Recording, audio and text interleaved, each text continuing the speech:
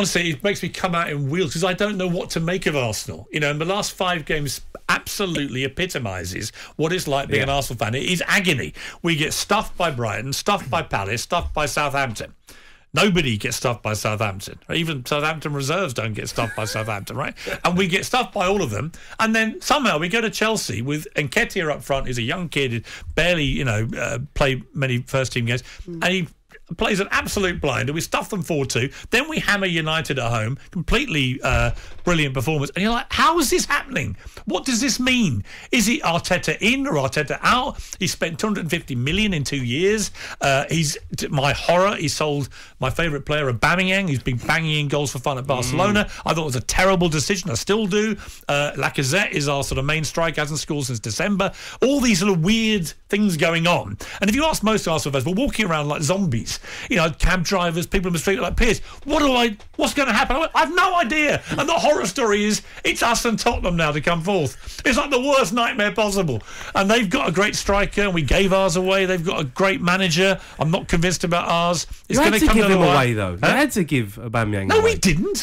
It was poison in the dressing room. Oh, rubbish. Who told you that? Who told you that? He was poisoning the dressing room. Is that something you've heard on talkSPORT? No, do you know? Absolutely not. There's been no evidence. Me and Jamie agree on that. There's been no evidence of him poisoning the dressing room. In fact, the opposite. All of his colleagues have spoken very well about it. It was purely a personal thing between him and Arteta.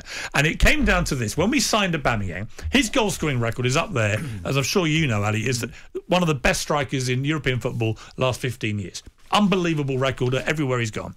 When he was at Dortmund, he had one problem. He banged in goals like it was Christmas every day, but he was often late. He had a bad problem with timekeeping. So Arteta makes him captain, knowing this, and he turns up a bit late for the North London derby, not for the game, but for when he was a few minutes late, and Arteta gets annoyed. Turns up late for another game. Arteta gets even more annoyed. Goes to see his sick mother.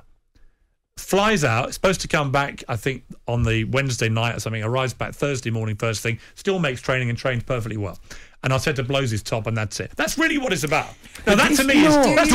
Why make the guy captain if his timekeeping, which you know is terrible, is going to be the problem for you and you can't keep him? Take the issue to one side. Don't you think sometimes things happen in sport and football that suit both parties? No, and here's why. It reminded me of the Kevin Pietersen debacle in the England cricket team, where at 33 we got rid of the best batsman I've seen in my lifetime for England. He's fitter now than he was then. He could have played for another 8 years, and we lost him because he was mismanaged by weak managers. I'm not saying Arteta's weak. In a way, it's the opposite. He tried to be Mr. Tough Guy. He's a young rookie manager, never managed before, trying to make a point about you've all got to be. When I ran the Daily Mirror newsroom, I had 400 journalists. They were all sorts of people, some safe and solid, some really well-behaved, some absolute lunatics. And I found there was a direct correlation between ability and unpredictability and a bit mad behaviour. In other words, the better they were, the crazier they tend to get. And then you make a calculation. Can I manage this talent? Can I manage all these different types of people? And a great manager, someone like Klopp, someone like Guardiola, Alex Ferguson, Wenger, to be fair to him, they manage all different types of people. Aubameyang was a nice guy. I know him well. He's a very nice bloke. Xavi says he's been an absolute gift from heaven. Says he trains better than anybody else. He's happy all the time. That's the guy I know.